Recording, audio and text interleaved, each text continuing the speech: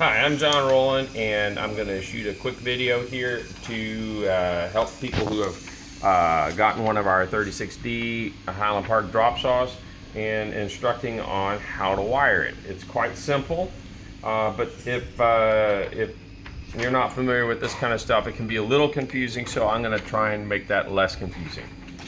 Basically, the circuit's pretty simple. We got a motor and a contactor. The contactor is a big switch. When it energizes, it connects the power through an overload to the motor and turns it on. Now that circuit is switched with this little toggle switch. There's a couple of fuses here for the toggle switch. And basically, when you go to wire it up, you're gonna bring your wire in through this bottom port here.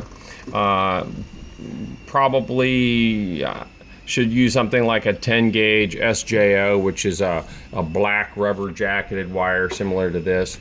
You can probably use a 12 is fine, but 10 is nice because it take a little bit more abuse if somebody drops something on it or bangs into it or something. When you bring your wire in, you got a 3 conductor. You're gonna have 2 for the 220. And those 2 wires are going to go to L1 and L2. Now there's 2 wires on there right now which need to stay on those terminals.